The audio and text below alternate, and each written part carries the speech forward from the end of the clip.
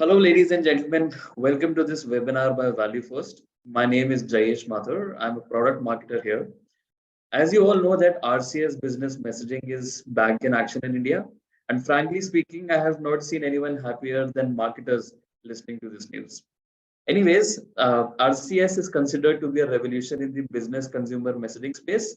And with this webinar, we wanted to educate brands and marketers out there to understand RCS better and incorporate and understand how to incorporate into their budgets and what to expect as ROI.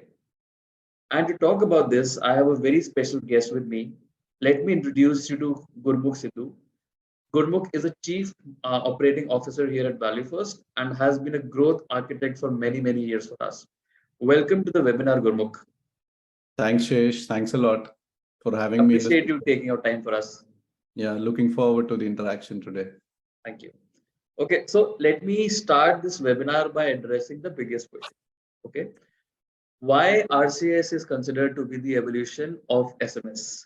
Many consider it as the next big thing in the business consumer messaging. But the question really is, why the hype? Yeah, absolutely. I think the hype is very well placed. SMS is definitely going to evolve, with the advent of RCS now. And many people are actually calling this not RCS, but SMS 2.0, because all this is actually happening in the SMS inbox, which is not the case with other OTT apps. There are different experiences. You need to download the app explicitly as a user, and then only you can actually, as a brand, be able to engage with that particular customer. But here what's happening is that it's already embedded into your devices, and it's the normal SMS in which you were getting all your updates, alerts as on date. That with RCS is going to get much, much richer now. So I think that's where the hype and all the talk which is going on about this in the enterprise ecosystem by all the marketers and likewise product managers and everyone else. I think, yes, it is going to really change the dynamics big time. Like SMS did 20 years ago, I guess. Oh, yes, absolutely. You think that's where it's placed right now? Yeah, absolutely. I think many times there was a phase that, a lot of industry talks that SMS is going to die, SMS not going to be there after a few years. When all these new OTT apps came in, brands will start communicating on that. But I think what's happened is that a lot of personalized messaging, which everyone used to do with their friends, family, a lot of that has moved to the OTT apps now. Absolutely. And if you see today, SMS inbox actually just is about your brands reaching out to you. You book a movie ticket, you book a flight ticket, you do an email, e-com transaction. So all of that is actually what you get alerted on SMS, and while everything else has moved to the other OTT platforms. So yeah, I think SMS has grown all these years, and now with RCS coming in and it getting richer with all the rich media, images, emoticons, videos, PDFs, documents that you can share on that platform. I think it's going to be interesting few years ahead of us. Yeah, I'm sure. Okay, that answers my question. Let me come to the next question. Okay, last year we saw an overwhelming adoption of RCS from the brand side, but what I think is that it was not the same story at the consumer end. What do you think has changed this time? Yeah, just a small correction, Jayesh. I think adoption did happen on both sides, brands as well and consumers as well, last time as well. Just that I think few organizations, if I call them or whatever, they actually use the platform not in appropriate manner. There was less personalized, contextual, interactive, journeys that they built on the platform, which could have been or should have been the case. And instead, there was a lot of carpet bombing which was happening. I think that led to all the concern around the platform. And that's why I think all the checks and balances which Google now has put into place, I think that has taken care of all of those nuances now. And I think with that being taken care, I think it'll be far more controlled environment now going forward. and hence I think this should really pick up to well now. Okay. Okay. All right. Uh, Okay, so I'll ask you the next question. Okay. What do you think, and this is a very important question, right, for marketers. What do you think will be the market size of RCS enabled smartphones in India by the end of 2024? And I'm asking this question so that brands and marketers out there can estimate the reach and plan their budgets accordingly. So as on date, RCS reach is about 250 million devices in India, In and India alone. Okay. that's not only the people who are there using this, who have this Google's RCS SMS inbox there. They are logged in or enabled into this platform, so they have opted into receiving RCS messages. So that's the current reach, and as per all the estimates by Google and other OEMs, the way all the strategic partnerships on the OEM sides are happening, I think by end of this year itself, it should be crossing 300, 320 million. And if, as you said, financial year or end of say 24, it should be anywhere between 350, 400 million kind of a user base, which will be enabled on RCS in the country. So I think it'll be a large, customer base, which will be available on RCS in coming few months.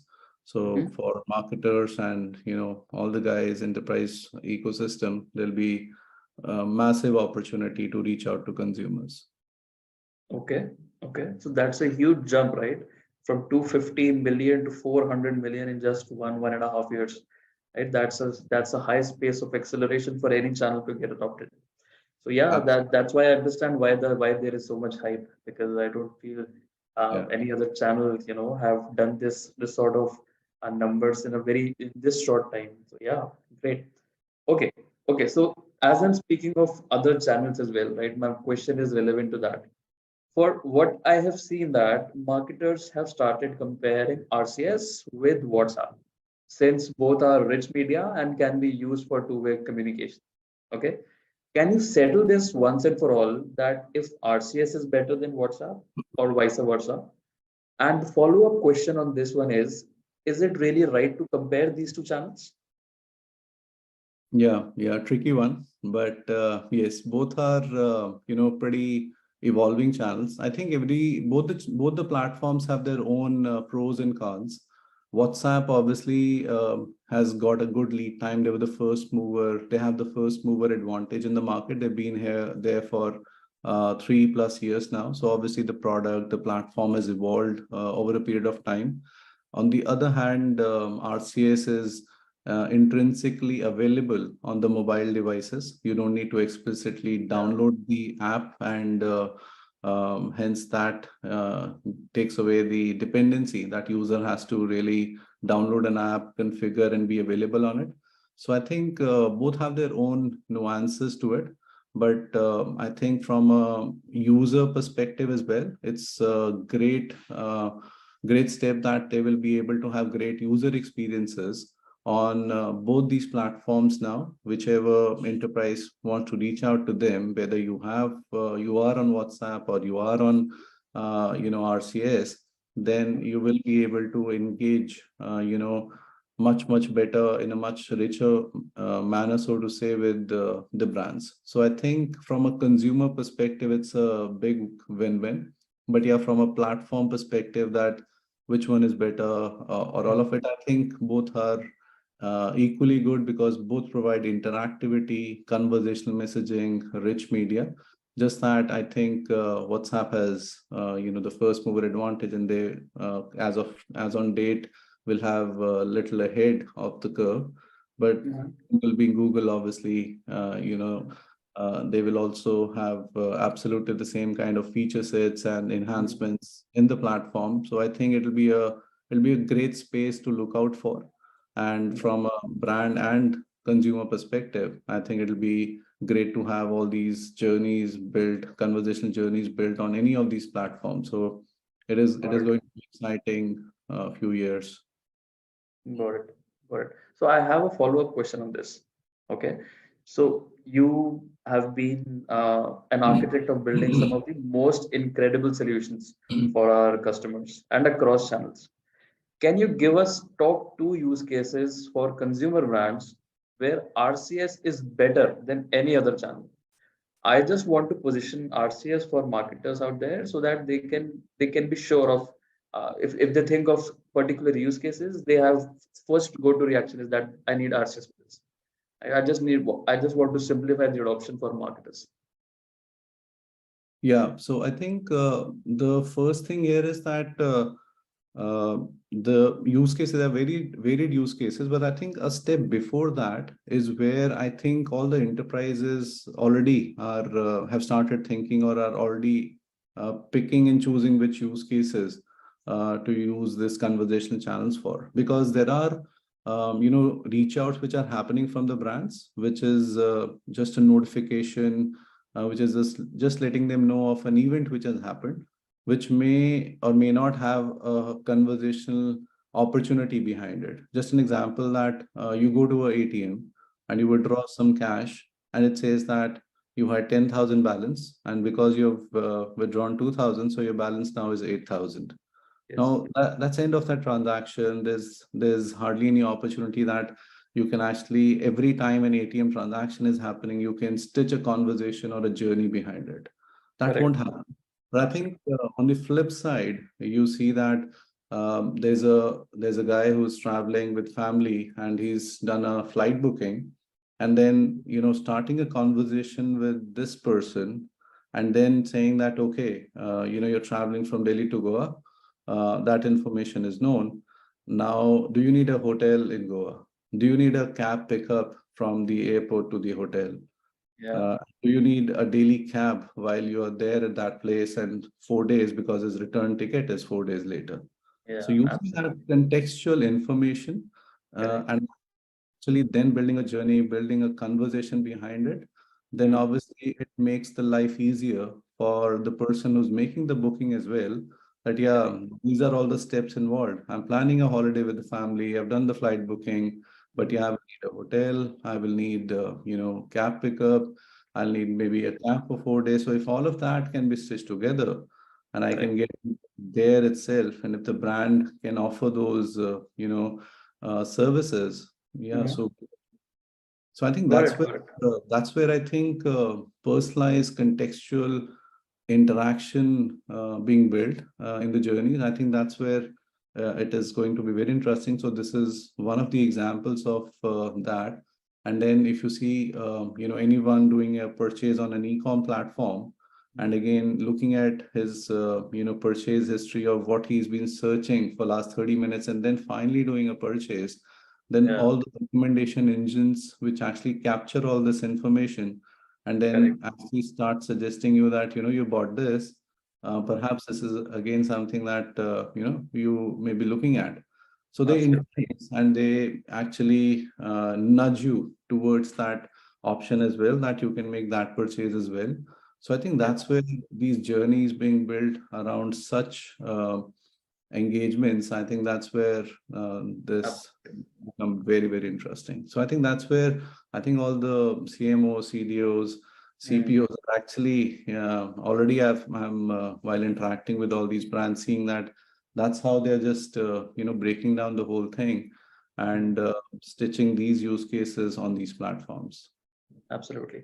And while you were speaking the use case wherein you can continue the journey from the first push message you do, I think the small features of suggested actions and suggested replies will play Yeah, a very crucial role here because the consumers won't even have to type.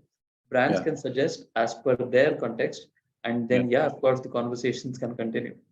Yeah, How yeah, beautiful that those is. buttons with options that, what is the answer to this Yeah, particular query or a conversation, and absolutely. nudging them that these are the options and you just have to click on it. Yeah. That's where all the intelligence and will come into play. So yeah, that's what makes the whole experience much, much richer. Okay. Understood. Okay, so let's suppose marketers have started adopting RCS again, it's going out. But what do you think would be the metrics for measuring ROI with RCS? any playbook of thoughts you have with you on this? And I'm asking you this question because with the current statistics which are there, that 250 million devices are RCS ready already.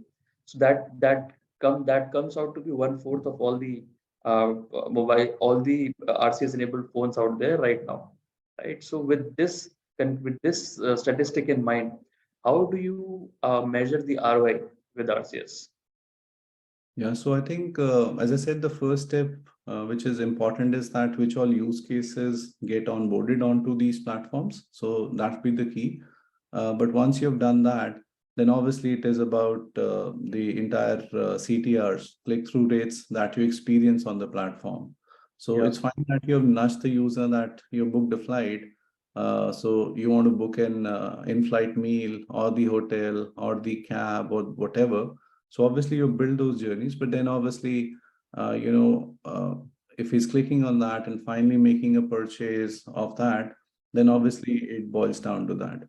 And that okay. bit, I think last year as well, when RCS was live and it saw a lot of adoption, I think because of rich media, because you Mhm. were able to send a video instead of a vanilla text message, or you were able to send a quick image about it, funny emoticon along with it, and a PDF, depending on the what the content is, the CTRs were much, much higher. And Yeah, I think that's where it is going to continue, obviously. When you're able to communicate in a richer manner to the consumer, yeah, your click-through rates for the same kind of reach outs is yeah, going to be higher. So I think obviously with what use cases to onboard on the platform, and then tracking the yeah, entire purchase being done for that, I think yeah, everyone will build the tracking around that. yeah, absolutely. With you on this. Okay, understood. Okay, so I am down to my last question for today, and this one is a bit technical. So last year, what we saw was that RCS onboarding on RCS would a bit simplistic. This year, is there anything that has changed, and is there anything which a marketer should consider before going ahead with RCS with any vendor? Yeah, so all the checks and balances which have been put in place by Google. So obviously this time around you'll have to specify that what kind of interaction you want to build on the platform, whether it is an OTP, whether it is transactional, whether it is marketing. So all of that has to be defined. And along with that, whatever is the template of the communication that you want to do with a particular customer base, then all of that has to be templatized as well. It can't be an open kind of a text that you can reach out to a consumer for anything and everything. So that's why Okay, it will be a controlled environment. All these templates that a brand submits that they want to reach out to the customers for this particular kind of message, that hmm, has to be approved by the service provider on the other side, okay, Google per se, and then only that will get enabled. And along with that, the brand name, the brand logo, the email ID of the person, the website URL, the policies and everything which are written on the website, the URL for that. So all those contact details, so that in case you feel that somebody's spamming and sending you messages just for the sake of it and all of it, there's a number, there's an email ID, and all of it where you can actually, have your grievance reported, and you can okay, mark that message as spam as well. Very, very okay, much like the earlier email, ways of doing things. That hmm, you get an email and you can say this is a spam. So you can mark okay, that as a spam. So the rating of that keeps going down, and you okay, know that okay, this engagement from this brand doesn't look to be going in the right direction. They are misusing the platform, they're reaching out to incorrect user based and all okay. of it. So all of that gets tracked there. And So the added regulations. yeah, and another big advantage which is going to be there with RCS is because it is landing in your SMS inbox only. Hmm, It is verified as well, so to say. hmm, You know that a bank is reaching out to you, a fintech company is reaching out to you, yeah, because it's all registered in a controlled environment, that the logo is coming and everything. It's not that somebody can impersonate being a bank and send you something. So Absolutely. all of that is an extension that it's a verified communication as well now with RCS. Okay, just the last, I know I said that this would be the last question, but I had one small follow-up question to this. Let's suppose if a brand wants to, if a brand goes by the process and gets the templates approved by Google, right? And then they start sending the messages to consumers. Wouldn't that go back to the condition which we had last year, that brands are bombarding messages anyways, right? So what's the difference? Yeah, so it'll be in a very controlled environment. So you'll be able to send only handful of messages initially, and then it'll increase, and then it'll increase. And Okay. then also the user is marking as a spam or rating that this communication is not right, I shouldn't be getting it. So then that is getting captured as well. These Yeah. are signals which are coming back from the ecosystem. So Okay. that's getting captured. So then the onboarding itself is very controlled with the template coming in, and then obviously somebody will say that it's on or is it not. It gets controlled there. The ramp up, the usage will happen in a slow, steady manner, and then users' feedback on what he's receiving also is getting captured. So a combination of all this is actually going to ensure that it runs in a tight manner. Yeah. Got it. Understood. All right. I know So that's the challenges we had the challenges that we had last year on RCS. I think with all the checks and balances which have been put in place this year, I don't think there'll be a similar kind of a concern that we will see going forward with RCS as a platform. okay. Okay. Wonderful. All right. So that's what I had in mind for today, Gurmukh, and I would like to thank you so much for taking out time and joining us and sharing these wonderful insights.